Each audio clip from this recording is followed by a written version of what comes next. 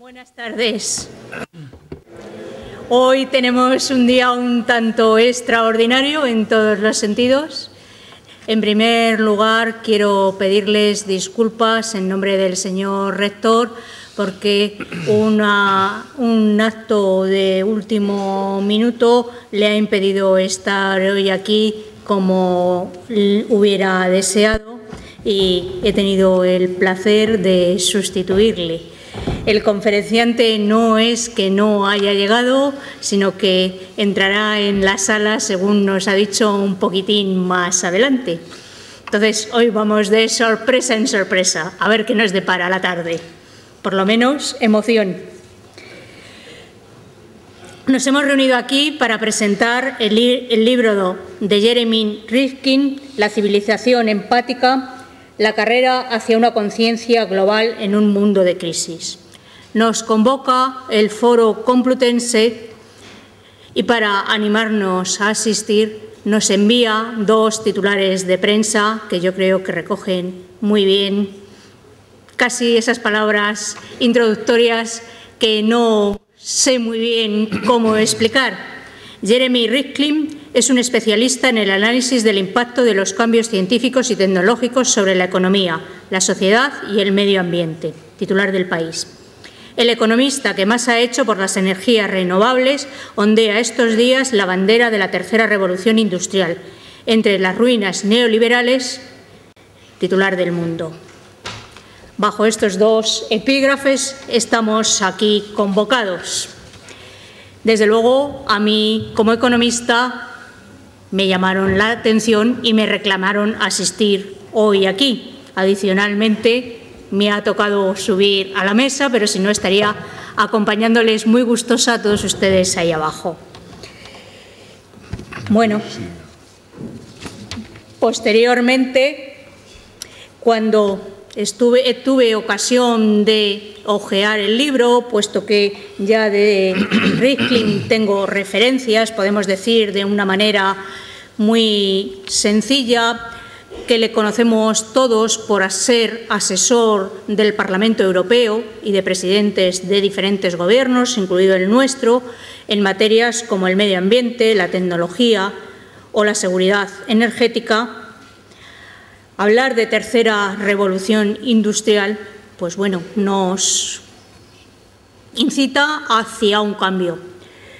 Tiene un planteamiento muy espectacular de cómo en el siglo XIX se realiza la primera revolución industrial, cómo en el siglo XX se produce la segunda, y su planteamiento en estas fechas es de que la tercera revolución industrial se producirá más o menos en una generación, no va a diferir mucho en el tiempo.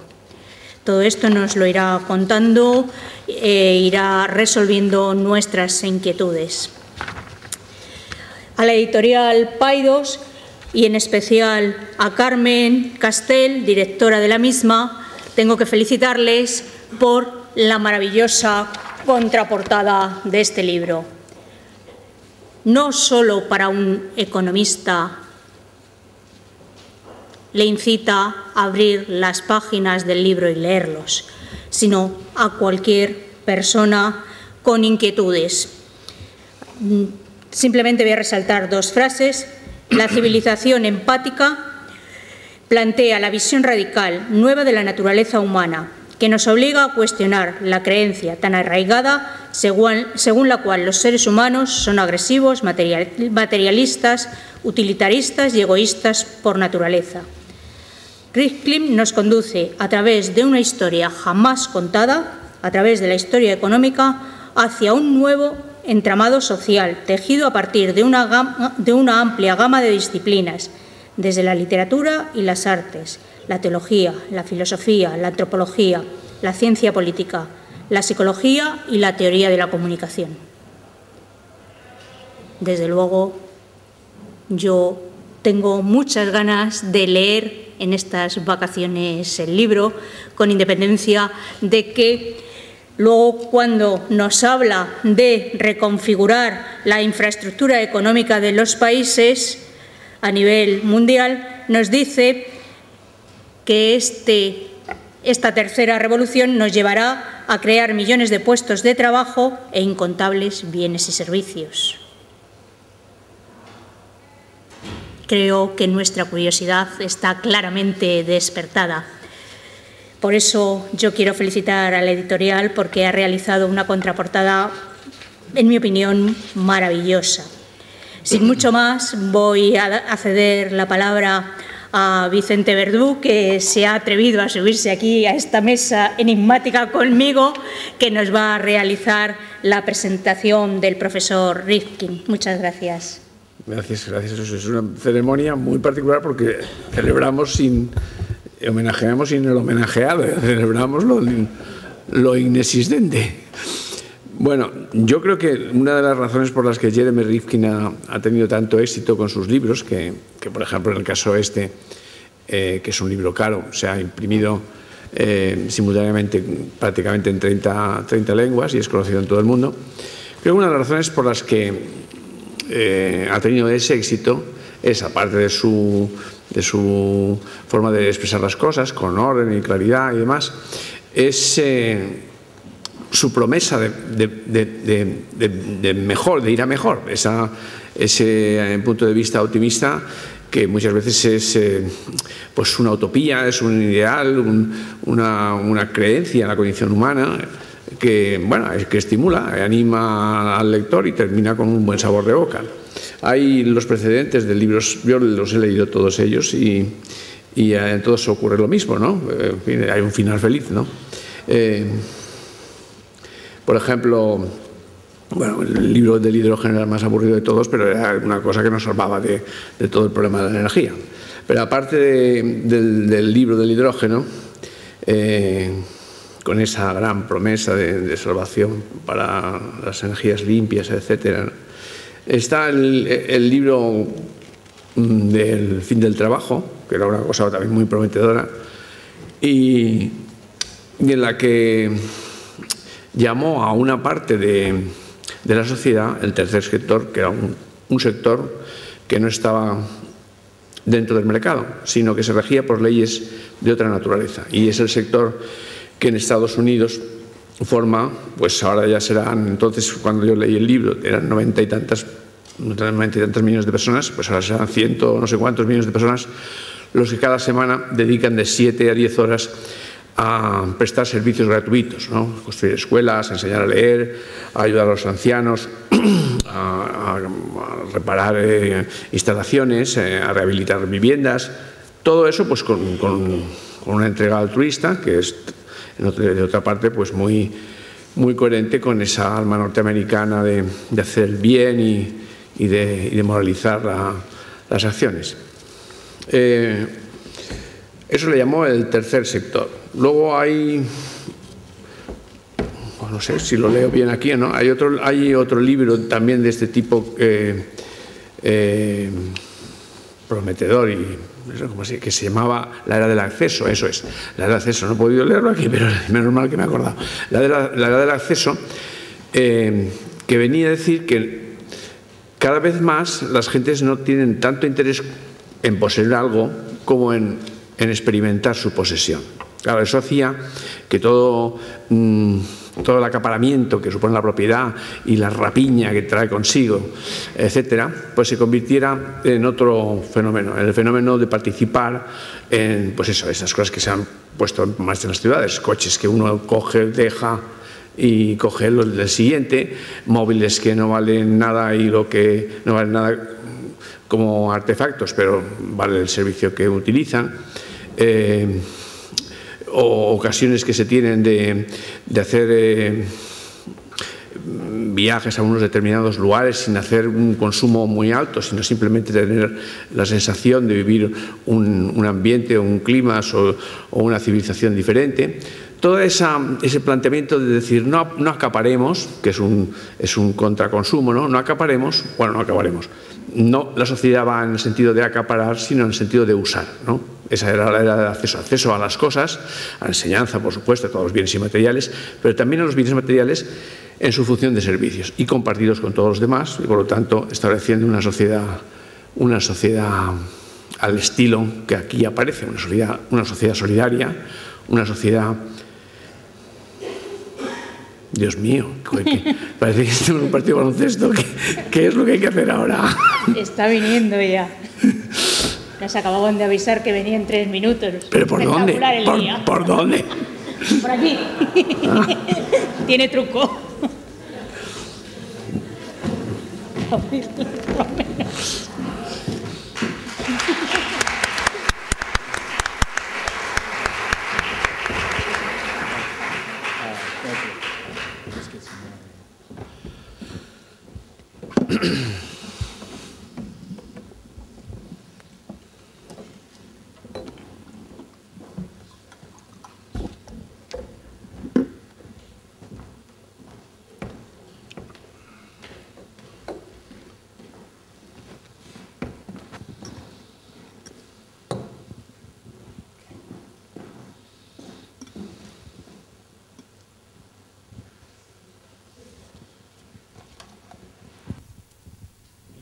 Okay, good evening, everybody. Sorry.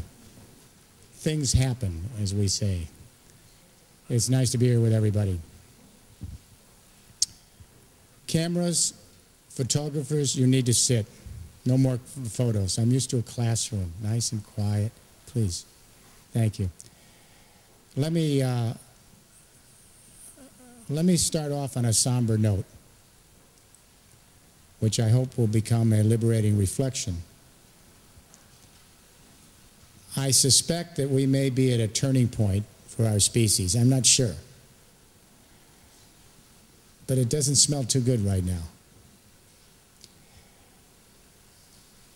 It is possible, if our scientists are right, we may be staring at our own extinction. This is very hard to say because there's been so many prophetic, apocalyptical, doomsday visions over history, and they've all proved wrong, which is good. But I want to share a statistic with you. Then you make the judgment call. We human beings are the youngest species in this earth. We've only been here at about 175,000 years, anatomically modern humans. The entire economy of this planet is based on photosynthesis. That's the real economy. The sun's energy, photosynthesis, that's the real economy. We human beings now total 6.8 billion people. But we only make up 1/2 of 1% of all the biomass on the earth. That's all. We're currently using 24% of all the photosynthesis of this planet. It's monstrous. And we're going to 9 billion people in 30 years. We are devouring the earth. This is not sustainable. Our fellow species are going, or we're going to go, or we're going to have to adjust in this century. There have been 2 events in the last 18 months which I believe signals the end game for the great industrial age, based on fossil fuels that span 2 centuries. You'll recall July 2008. Oil hit $147 a barrel on world markets. Prices went through the roof. Inflation soared. Basic items, food, petrol, became too expensive because everything's made out of or moved by fossil fuels. Our foods are grown in petrochemical fertilizers and pesticides and then transported thousands of miles to the market. Almost all of our pharmaceutical products are fossil fuel based. Virtually all of our construction materials that make up this civilization are fossil fuel based. Most of our clothes are synthetic. Our power, transport, heat, light, logistics, supply chain, it's all based on digging up the burial grounds of the Jurassic Age and using that carbon. So when the price of oil hit $147 a barrel, every price went up. Purchasing power plummeted, and the entire engine of the Industrial Revolution shut off. Shut off. That was the economic meltdown of the Industrial Revolution. That was the earthquake. The collapse of the financial market 60 days later was the aftershock. Our leaders still don't get it. They're dealing with the aftershock. They're not dealing with the earthquake. We have hit peak globalization, the wall. We now know the outer limits of the second industrial revolution. It's over. We just haven't realized it yet. And the reason it's over is because of something called peak oil per capita. Do not confuse this with peak oil production. They're two different things. There's controversy about peak oil production when half the oil will be used up on the classic Hubert bell curve. When half the oil is used up, we can't afford it. So the optimists say maybe we peak in the 2020s. The pessimists say we're going to peak in the next decade. It makes no difference. They're now arguing about 10, 15, 20 years. That's a very short time to rethink all of civilization. But the reason we hit the wall at 147 a barrel is peak oil per capita. That occurred in 1979. No controversy. If we distributed all the oil reserves that we knew we had in the world in 1979 to every person living at that time, that's the most each person could have. We found more oil since 1979, but population rose quicker. So if we distributed all the oil we have today to 6.8 billion people, there's less per person. So you see where I'm heading. When China and India made their bid to bring 1/3 of the human race into the fossil fuel industrial age at a 10% growth rate, the demand against the supply, the prices went through the roof. And the engine turned off at 147 a barrel. Right now, we're trying to regrow the economy to replenish inventories. But what's happening? As we start to grow, oil's going over $80 a barrel. And every time we try to regrow the economy, it's going to shut off at $150 a barrel. Prices will go through the roof. Food riots like we had 2 years ago. This is an end game. And I've said to my colleagues, you tell me how we're going to get through that wall. It's over.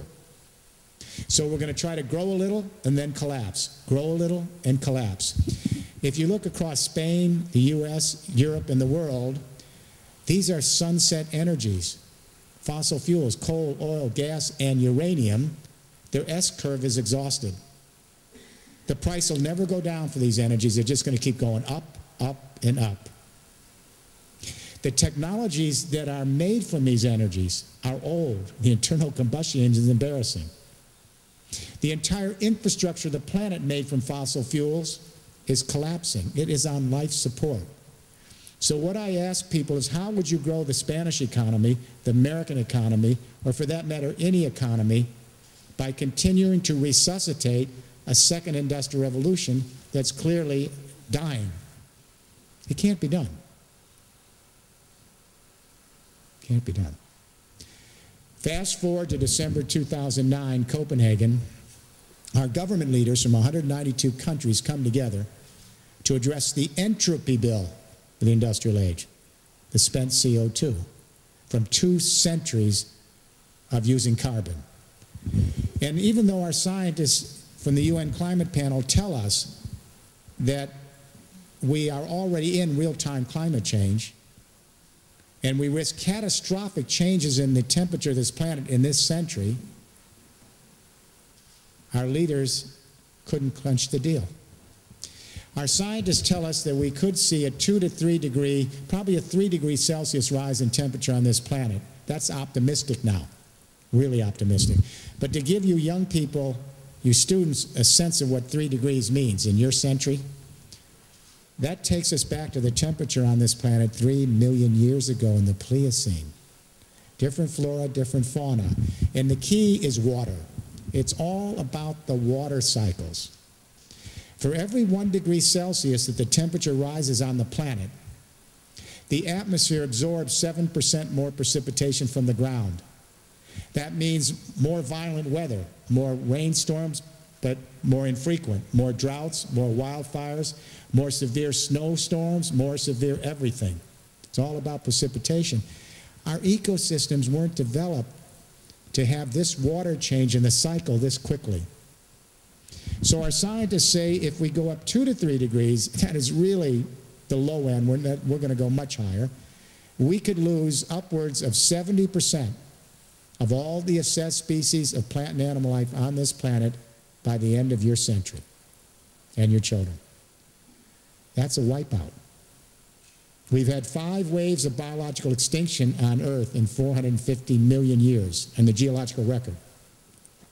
Every time that we had an extinction on that scale, it took 10 million years to recover the biodiversity we lost. As my wife says, we are asleep. We are just not grasping this moment. It's eluding us. James Hansen's the chief climatologist for the United States government. He's the head of the NASA Goddard Institute for Space Studies. He threw us a curve in Brussels. I advised the European Union. We went to Copenhagen hoping to go only 2 degrees and talking the world to mitigate CO2 at 450 parts per million by 2050, and maybe we'd only go up 2 degrees, which would be devastating. But maybe we could survive. Jim Hansen, the chief U.S. government climatologist, told us in Brussels, you've got the figures wrong. They went down into the ocean and looked at the geological record. And they said that if we go up 450 parts per million carbon by 2050, the geological record suggests we go up 6 degrees in this century. And this is a quote from our chief climatology team in the U.S. The end of human civilization as we've come to know and adapt to it. I hope all the scientists are wrong. I hope we wake up and this is a Y2K nightmare, but it isn't. I've been involved in this for 30 years, and I can tell you where I got it wrong. I got it wrong. Like my colleagues, we continue to underestimate the speed and acceleration of climate change because we couldn't anticipate all the feedback loops in our models. It's really moving quick. So when the skeptics say, oh, it's a seasonal variation in weather, my friends, the Arctic has been encased in ice for 3 million years. We have had open waters now in the summer for 3 years, for the first time in 3 million years. That's seasonal adjustment? That's a pretty big season, 3 million years. But our world leaders came to Copenhagen, and the whole conference broke up in acrimony. Why? Why were our world leaders, government and business, unable to anticipate the shutdown of the Industrial Revolution? They still don't know what happened. Why were they unable to cut a deal on climate change, even knowing it imperils our species and our fellow creatures? My sense is the fault lies deeper than just coming up with some new global mechanism to regulate the economy or new climate treaty targets. What's really wrong here is our business leaders, our government leaders, and for that matter, the rest of us. We are living off 18th and 19th century ideas about human nature and the human journey that were weaned during the Enlightenment at the very beginning of the market era and nation-state era that have absolutely no relevance for the challenges of a biosphere and a globalizing society. For 1,500 years, the church had the last say on human nature. The church is at least very clear about human nature. We're born in sin. That's the Abrahamic religions. We're born depraved. We're born in sin. Salvation awaits us in the next world with Christ. End of story. The Enlightenment philosophers challenged that notion and said, no, no, human nature is different. John Locke said, that little baby is not born in sin. They're born blank slate, tabula rasa. You get out of them what you put into them. But he left a little bit of an opening. He said there is a predisposition biologically to acquire property. I don't know why they let him get away with that. Adam Smith wrote a beautiful book on moral sentiments, but his key document, The Wealth of Nations, said clearly that human beings are born and the drive is to seek autonomy. And our basic nature is materialistic and self-interested, and we pursue that in the market. That's our nature. In the 19th century, Jeremy Bentham said, our basic drive as human beings is to seek pleasure over pain, so we're a utilitarian-driven creature. Charles Darwin, the English naturalist, said, no, every creature is born with a drive to perpetuate theirself by reproducing their survival. Then Sigmund Freud, at the end of this great age, in the late 19th century, said, no, that little baby is born with an insatiable sexual appetite, and their drive at every moment of their life is to extinguish libido. So what do you think? Are there any parents here? Could you raise your hands? Where are my parents? Parents? Nobody's reproducing here? How many parents? In Italy, no one raises their hand. Thought you were doing a little better. You shouldn't be here with me. You should be home, reproducing. Parents, let me ask you a question. When that little baby comes out of the womb and looks you in the eye, is that little baby born in sin, depraved, and evil? Is that little baby seeking his autonomy or her autonomy? Is that little baby a materialistic, self-interested, utilitarian, pleasure-seeking human being who wants to extinguish its little libido? I mean, it's a joke.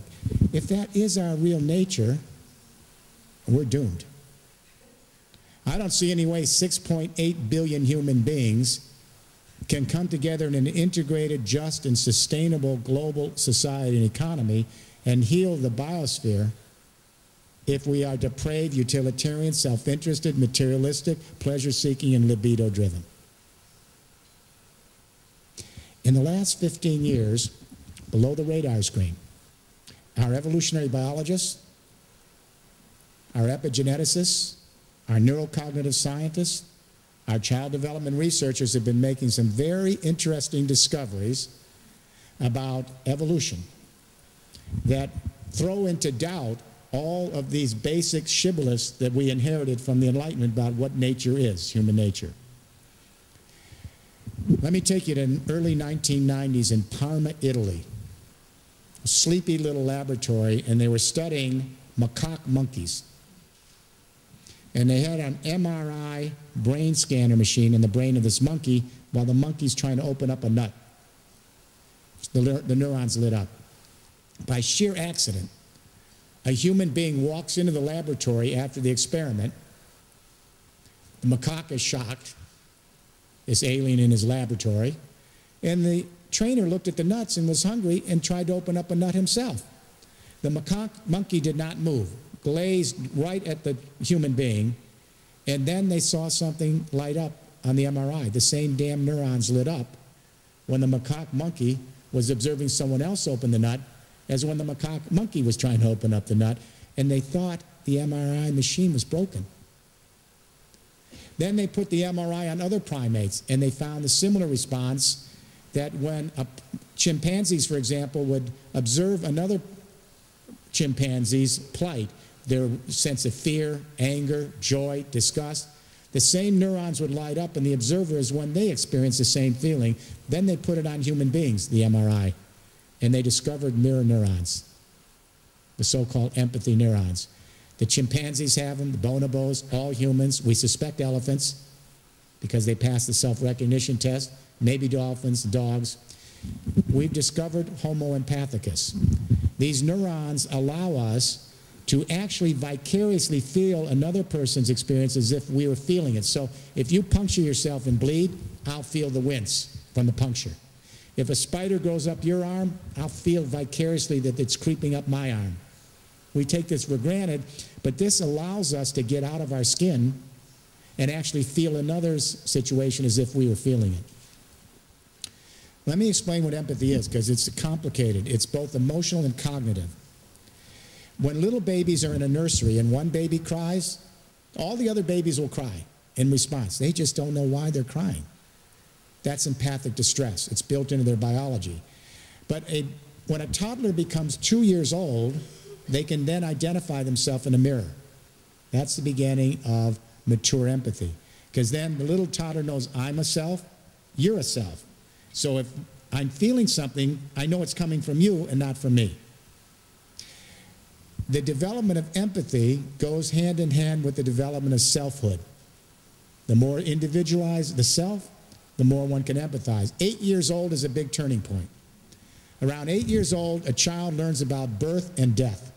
They learn that they come from mommy and daddy. They learn that they have a one and only life, that every moment is unrepeatable. that life is fragile and vulnerable, and at any moment they can die. This existential sense of self is the beginning of mature empathy. Because one knows that they have an individual history, a one and only self, a personal journey, life is fragile, anything can happen. Then when they experience another individual, they realize they have their own journey, their own history. Every moment's unrepeatable. They're imperfect, they're fragile, they're vulnerable, and they too are trying to live, to flourish, to be. Empathy has the whiff of death and a celebration of life in it. When we empathize, if you think about it, if you empathize with a spouse, a sibling, or a companion dog, what's really happening is we feel that other person's struggle to be. We realize how fragile and vulnerable they are and imperfect, and we root for them with compassion to show that we are in solidarity with their struggle to flourish and be here, celebrate life. And that's what empathy is all about. There is no empathy in heaven. I can tell you, before you go there, there will be no empathy in heaven if it's there. There's no empathy in utopia. The empathic civilization is the opposite of a utopian civilization. Many people don't understand that. They think, oh, the empathic civilization, I'm talking about utopia. It's the opposite.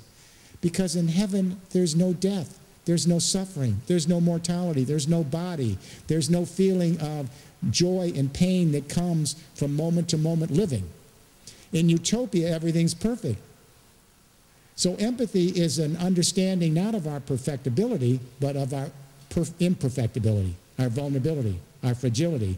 I like living in a world where we show compassion and solidarity with each other based on our vulnerabilities, our imperfections. I don't like a world where we're trying to create perfection in utopia, because then you have to live up to some standard and it's not what human beings are. An empathic civilization is always going to be imperfect. So the question is, if we're wired, soft-wired for empathy, and society can either nurture it or repress it. If you have bad parenting, and that empathy doesn't develop between parents and children, and the parent's abusive, violent, or neglectful, the child will repress their empathic drive, and then the secondary drives come out. Withdrawal, aggression later in life, narcissism, materialism, etc. If we're soft-wired for empathy, is it possible to imagine here in this room extending empathy in your generation and your children to the whole human family as family? And all of our relatives, part of the evolutionary scheme, as extended family. And the biosphere is our community. Is it possible to imagine that in this century? If it's not possible to imagine this, I don't think we're going to make it. We have filled the earth. We're overwhelming it. We now have to act as a species, and we have to see our fellow species as relatives, and we have to live in one biosphere together, or I don't think we'll make it. I think we'll be extinct. So in the empathic civilization, I ask the question, how does consciousness change in history? Because the way our brain is wired isn't the way a medieval serf thinks, or a forager hunter 30,000 years ago.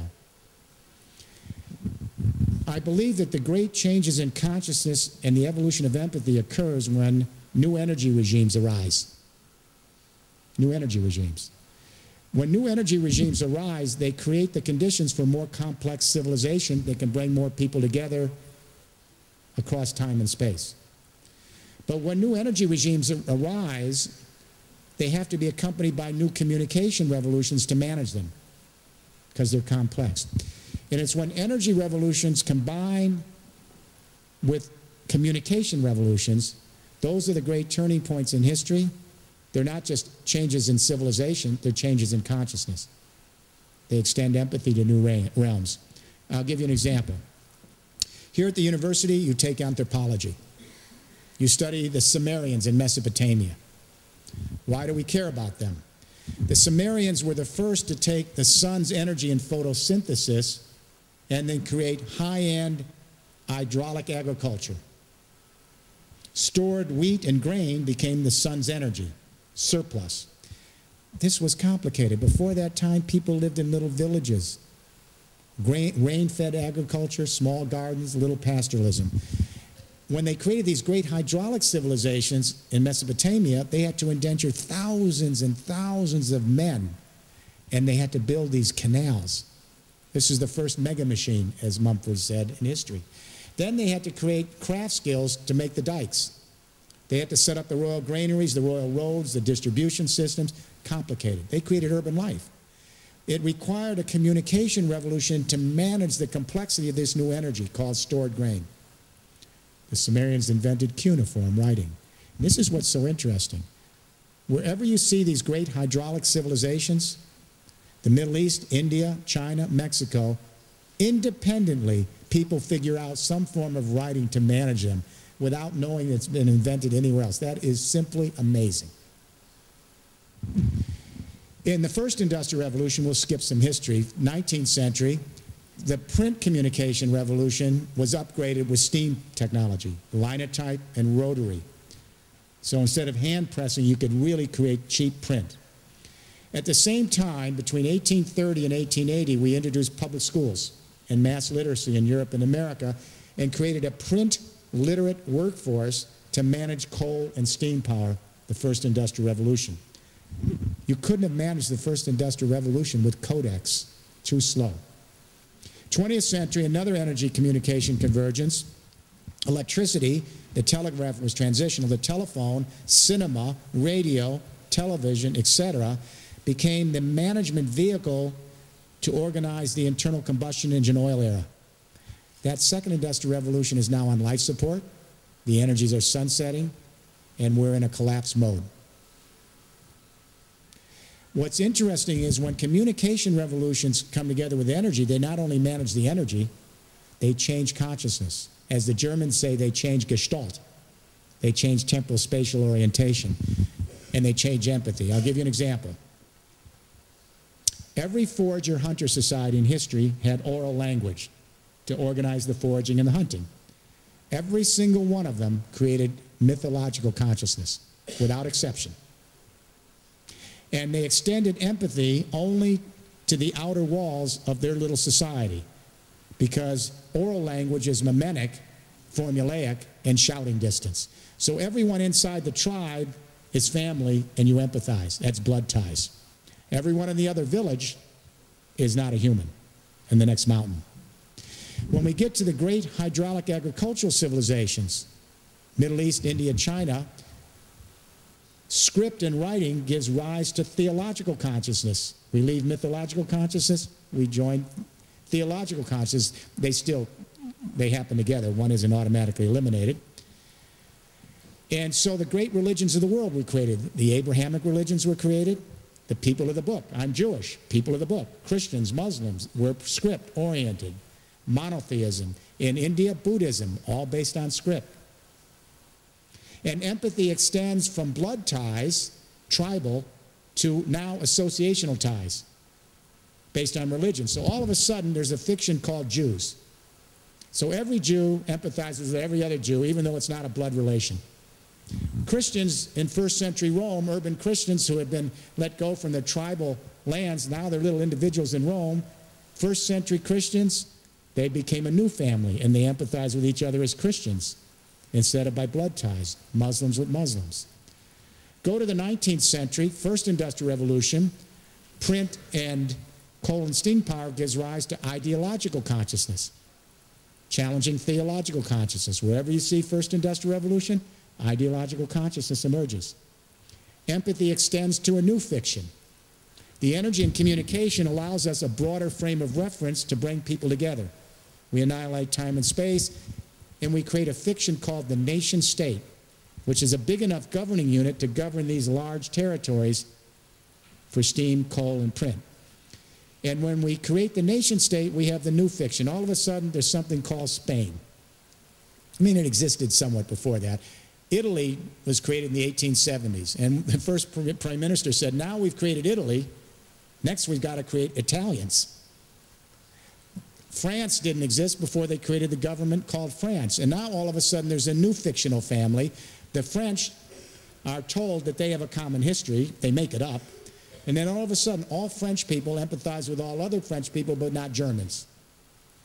because that's not family. All Germans empathize with Germans, but not Spanish, that's not family. So even though there are terrible periods in history, blowbacks, genocide, Holocaust, dark periods, it's not neat. You still start to see a kind of a jerky history of moving to more complex, energy-consuming civilizations, more sophisticated communications that brings more diverse people together, differentiates their skills, develops their selfhood, and broadens empathy. Empathy is the invisible hand of civilization. To empathize is to civilize, because as you bring more people together, they're more individualized in their role. Empathy allows us to then extend the fiction of family to all these other people.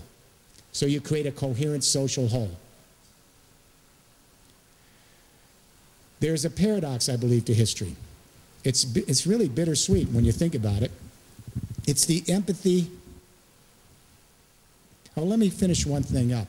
In the 20th century, with Second Industrial Revolution, we went from ideological consciousness to psychological consciousness. This is pretty interesting. Everyone in this room thinks psychologically. You take this for granted, but my grandma, she couldn't think psychologically. If we're at a family dinner and she's getting nervous, I can see, and all of a sudden, when no one's looking, she throws a dish on the floor and breaks it.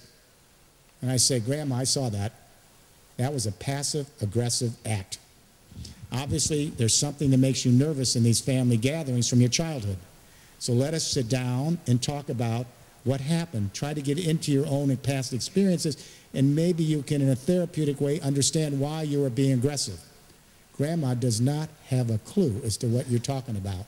She can think ideologically, theologically, and maybe even mythologically with salt over the thing or knock on wood. She can't think therapeutically. Consciousness does wire different brains. So the paradox is the empathy-entropy paradox. It's so strange that more complex energy-consuming civilizations and more sophisticated communications bring more people together, and empathy allows us to socialize with broader senses of family, but the civilizations use more energy, and they create more entropy. There are periods in history where great civilizations have created great empathic surges and great entropy collapses, and I trace this through the book. Ancient Rome's the best example. In the first century, urban Christianity alienated individuals from around the empire. We constitute as Christians, and Jesus is the empathy story, the Passion of the Christ. But that same civilization that brought everyone to Rome and created a very huge empire, after the conquest period, all of that empire relied on agriculture to maintain this great empire. 2/3 of the revenue of the Roman Empire was agriculture, and they kept using up the soil, using up the soil, using up the soil, and they lost the whole Mediterranean soil base.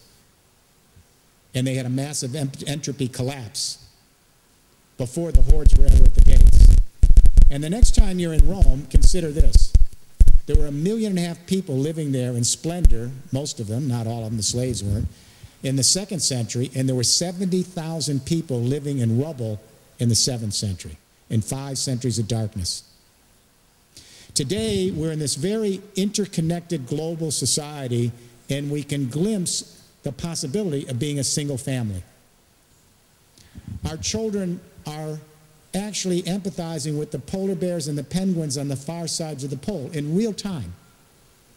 But at the same time, we smell, we sense our possible extinction in the horizon. It's bittersweet.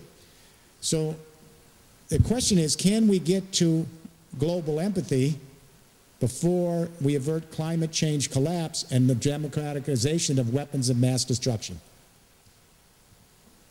There's no guarantee here.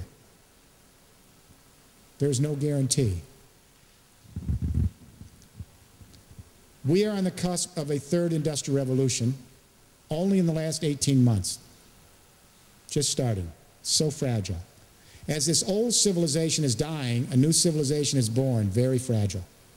It's a new convergence of communication and energy that could give rise to a new civilization and the beginnings of biosphere consciousness. We had mythological consciousness, theological consciousness, ideological consciousness, psychological consciousness. Our millennial generation is dramaturgical consciousness. I can't go into that now. but we could have biosphere consciousness. What is this new convergence of communication and energy? The European Union has formally committed to a third industrial revolution in the 21st century. I work for the EU. I was privileged to develop this economic game plan that I'm going to talk to you about tonight that's been formally endorsed by the European Parliament, the Commissions, and we're moving it out in the member states. I just don't know if we'll get there in time. I honestly don't know. There are 4 pillars to this third industrial revolution: communication and energy. They have to all be laid down as one infrastructure at the same time. Pillar 1, the EU has committed itself to 20% renewable energy by 2020 across all 27 states, including Spain. That's a third of the electricity has to be renewable in 10 years. No other government in the world is anywhere close to that. But then pillar 2 is, how do we collect all of this energy? Renewable energy is distributed. What we're going to be seeing, let me go back for a minute. The new communication energy revolution, we have the internet generation here. You grew up on a new communication revolution, the internet. This is what we call distributed communication, distributed energy. When distributed communication organizes distributed energy, third industrial revolution. So what are distributed energies? They're energies that are distributed. They're found everywhere. The sun, the wind, the heat under the ground, geothermal heat in the earth, garbage, municipal waste, agricultural and forestry waste, small hydro for water, ocean tides coming in and out. They're distributed all over the planet in some proportion in every square foot. Elite energies are not. Coal, oil, gas, and uranium are only found in a few places. They require huge military investments, huge geopolitical investments to get them, secure them, and massive capital to centralize and organize them. And I don't have to remind you in Europe how many millions and millions of people have died in wars to secure coal, oil, gas, and uranium. That's the dark side of the last 2 centuries of the industrial age. Those energies are sunsetting, the infrastructure is on life support. So pillar 1, renewable energies across the EU. Pillar 2, how do we collect all this energy? Buildings, buildings, buildings. Now I want you to think about this in Spain, because you have a construction bust here.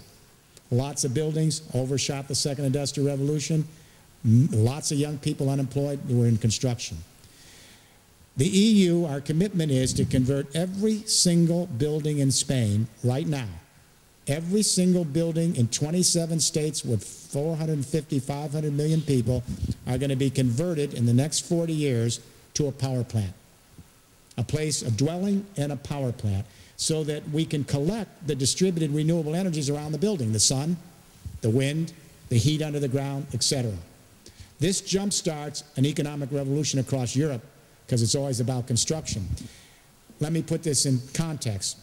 Why is Spain where it is now? You just followed us by about 20 years.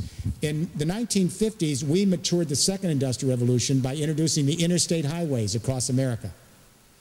All across America, the biggest public works projects in history in the 1950s, so we could move the auto age. Then we became a mecca for travel and tourism on the interstates. Sound familiar? Then we built out all the big suburban rollouts from the highways. Sound familiar? And then we peaked, overshot, and went into a great recession in 1988, and we never recovered. All of the growth you see in the American economy since 1990 is based on living off the savings of that second industrial revolution from 1950 to 1988. There was no third industrial revolution. ICT, small. We depleted our family savings. All of globalization was based on American purchasing power, and that was based on living off a second industrial revolution that had peaked in 1988. Now we're broke. And the housing bubble was more debt. It wasn't based on more wealth, you buy a house. It was based on debt and credit. You know what Obama's bailout program is $2 trillion. You know what the family debt is in my country tonight? $14 trillion of family debt. We're not coming back. Spain, you're in the same situation now. You built your great interstate highways across Spain in the 1970s, the 80s, and 90s. Then you became the #1 travel and tourism spot. Then you built out your suburban construction, and now you're where we were in 1988. And you're living off your savings. So the third industrial revolution, first we put in renewable energies across Europe. Second, every single building's converted to a power plant, millions of jobs. Pillar 3, we have to store this energy because the sun isn't always shining in Madrid. Sometimes the wind isn't blowing or it isn't there when you need it. So we've committed in the European Union 8 billion euros to put in hydrogen storage technology across every building and all the utility lines of Europe. Hydrogen stores renewable energy the way digital stores media. So if the sun hits your solar roof, you get some electricity, you use it. If you have a little surplus, electrolyzed water, hydrogen comes out into a tank. When the sun's not shining on your roof, convert the hydrogen back to electricity. Pillar 4 is the last pillar. It's where the communication energy revolution come together. We use the internet technology communication, identical, and we take the power grid of Spain and Europe and transform it to an intergrid that acts exactly like the internet.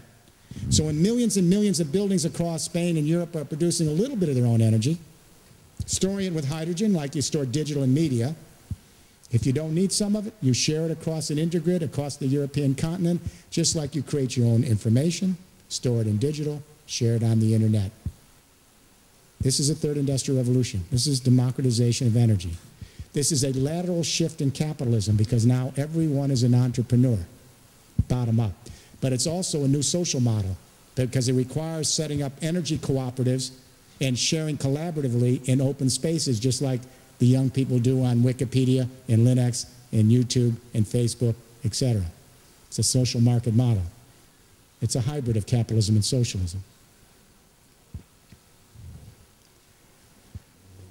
The new third industrial revolution is already beginning to extend to biosphere consciousness. If you go into any high school in Spain or middle school, the teachers are teaching the children, the students, that everything they do, the food they eat, the clothes they wear, the electricity they consume, the family car, leaves a carbon footprint and affects the well-being or poverty of some other family somewhere else on the planet or our fellow creatures, correct? That's biosphere consciousness. That's a revolution. When the earthquake hit Haiti, within 2 hours on Twitter, the young internet generation around the world was there with a massive empathic response because viscerally we were in real time, you were in real time and space with them. If the Enlightenment philosophers are right and we are materialistic, self-interested, utilitarian, pleasure-seeking, how would you account for the response to Haiti? So we are beginning to connect ourselves in the blogosphere. But the third industrial revolution also allows us to connect ourselves in the biosphere. When everyone's taking responsibility for their own energy and then sharing it across the great continents, we take an understanding that we're global and local and part of one biosphere. We each depend on each other. We're interconnected. In the last few minutes, let me talk about consciousness changing quickly. Because some of you are saying, here's this old guy up here saying we got to change consciousness. We got to have global consciousness, and we're still fighting with each other, and it looks desperate. And we can't even settle between the right wing and the left wing here in Spain, and everything's polarized everywhere, correct? Granted. But let me suggest that the new politics that's emerging is generational between civilizations. When I was in Italy this week, my editors would always say before a newspaper would come in, they said, that was a center-right paper, this is a center-left paper, that's a center-right newspaper, this is a center-left. When the 40 bloggers came in, they could not define them. Because the new generational shift, the young people on the millennial generation, they don't really care that much about right or left when they're on the internet in collaborative social spaces like Wikipedia or Facebook. For them, the divide is between those who think patriarchal, centralized, and top-down, based on the old energy communication revolutions, and those who think distributed, open source, shared commons. That's the divide. It can be someone in a center-right party, could be for distributed third industrial revolution, someone on the left, or vice versa. It's a generational shift. And it's more deeper than right and left because when you know about how power is distributed, that's how you know how power is actually distributed socially and economically as well. It's literal and figurative. A distributed power means justice. sustainability, and it extends empathy. The most basic empathy, the most basic democracy is when, if I empathize with you, all the distinctions go, and I feel you as if you're me. That's pure equality and democracy. Show me a country that becomes more democratic, it's because they're becoming more empathic. Show me a society that's centralized, authoritarian, top-down, and I'll show you a society where empathy is not bred. Violence is. So let me give you these last couple of anecdotes. Consciousness can change very quickly because when energy and communication revolutions come together, they change the temporal spatial orientation of people.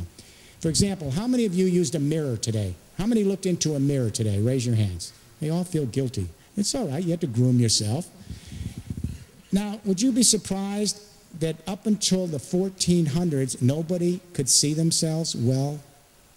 You could look in a pond of water, whoa, or in a piece of metal. No one had a very good idea of what they looked like, so grooming wasn't too good. In the 1400s in Venice, in Murano, invented mirrors, and they would give them along with printed books as a giveaway. All of a sudden, all over Europe, people are looking at their face. This became a new hobby. They'd never seen their face that well. Well, that's me. That's you. That's me. What happened is, it wasn't narcissistic. People began to realize they're a unique individual face that isn't like your face. So we began to deepen the sense of selfhood. It's called self-reflection. Mirrors reflect. Self-reflection. So I could see that your face is unique and you have a history. My face is unique and I'm a different history, but you're so similar to me as well. This extended empathy. Today, we have a similar situation. Today, young people are Skyping in high school and college classes, Skyping. So you might Skype here at the University of Madrid with a class in Tokyo. And you start to know each other because it's one human family. And then you check each other's snail mail address.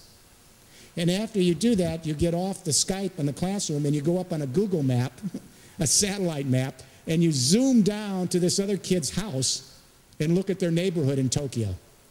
You take this for granted, but this is a shift in gestalt, temporal spatial orientation. You can now look at the world from the upside down, the outside in, and through cyberspace throughout the biosphere. Now you realize you're embedded. Embedded. That's a new experience for the human race. It started when our satellites took the first photographs of the Earth from outer space, brand new. So, we're at a critical point. The mission is clear. We have to put a third industrial revolution out. We have to move to biosphere consciousness. We have to rethink our institutions so they nurture Homo empathicus, don't repress it. And we have one generation between you, your children and grandchildren to get the job done. President Zapatero has made the third industrial revolution his personal commitment. It was his re-election campaign promise to all of you. Now he's got 18 more months to make it happen, to lay down the framework. Chancellor Merkel's doing it in Germany. Right now, we're laying out the whole master plan for Rome. It's an amazing 30-year plan. It's beginning. But now here in Spain, you're one of the 2 major renewable energy countries in the world, according to the New York Times last month. But you're weak on the buildings, converting them. The Germans are ahead of you. You're doing nothing on hydrogen yet to store this, and you haven't even begun the smart grids for logistics.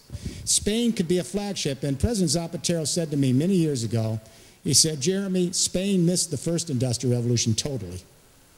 Spain was left out of the second industrial revolution completely. And he said, on my watch, I guarantee you, we will not miss the third industrial revolution, we will lead. He has 18 months to move this mission. And so, what I think the government at every level should say is, let's get beyond right and left politics here. This is about saving the human race and creating a legacy. And what we need to do now is join together business, civil society, government at every level in Spain and make this happen. So we can extend consciousness to the human race and our fellow creatures. And I'll leave you with a last anecdote. How many of you have taken your National Geographic DNA test? How many have taken your National Geographic DNA test? Well, usually there's one. All right, if you go up on the National Geographic website and pay them $100, they send you a kit. My wife and I and in-laws did this. You take DNA from your cheek, put it in the kit. You send it back to the genetics lab and they analyze your DNA. They send back your results and show you, based on your genetics, where you migrated from all the way back, your family tree, to the beginning of history. It's wild.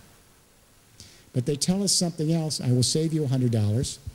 They tell us in the report something, I didn't know this, apparently 175,000 years ago, in the Rift Valley of Africa, there were about 10,000 anatomically modern human beings, our ancestors, walking the grasslands. The geneticists have located one woman that's a database. They call her the mitochondrial DNA Eve.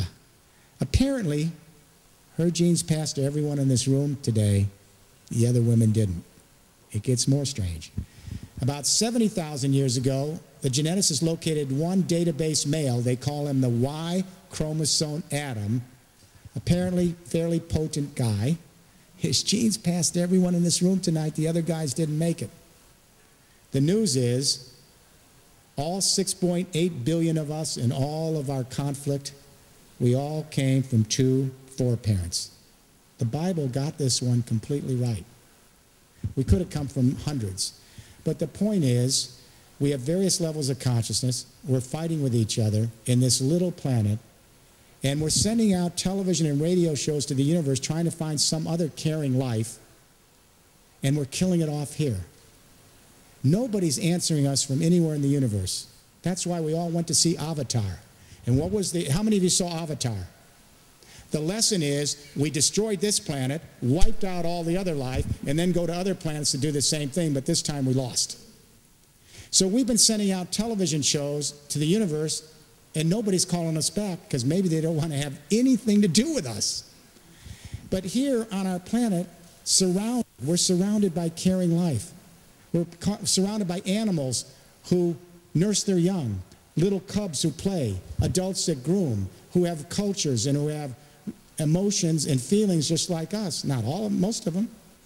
We're surrounded by life. We're killing it. So my hope, we have to see ourselves as homo empathicus. We have to create global consciousness, biosphere consciousness. We have to lay out this third industrial revolution. And every young person and student here and teacher, you're a generation that grew up with the idea of being comfortable creating your own information and sharing it on the internet. Why not be challenged as a generation to now generate your own energy and share it across Europe on an intergrid and create a just and sustainable economy and replenish the earth? If you don't take this mission, plan B, I guarantee you, when you're my age, you are going to rue the day you were ever on this earth, if the scientists are right. You are going to not want to be here if the scientists are right. So we get it right now. We focus, you and your children and grandchildren, and get us through to a post-carbon era. Save the planet. Good night.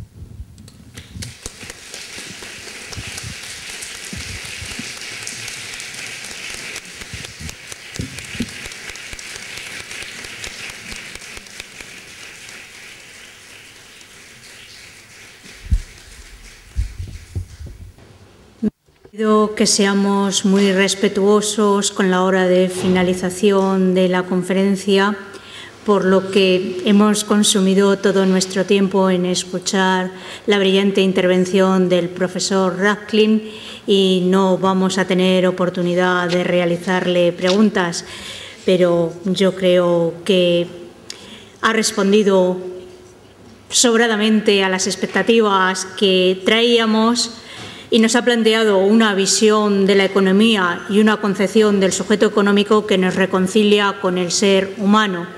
De esta forma, nos da suficientes indicios para ser optimistas siempre y cuando seamos capaces de mantener la salud del planeta y no permitir esos cambios climáticos catastróficos que por ahí nos vaticinan. Simplemente, para terminar, voy a señalar una reflexión que en el libro nos plantea sobre la tercera revolución industrial. esa revolución de Internet o esa difusión de las fuentes de código abierto dará lugar a espacios de colaboración en los que la calidad de vida se tornará tan importante como la oportunidad individual. Yo creo que esta pequeña frase extraída de su libro nos resume perfectamente la conferencia. Por ello le doy las gracias. Gracias a todos ustedes.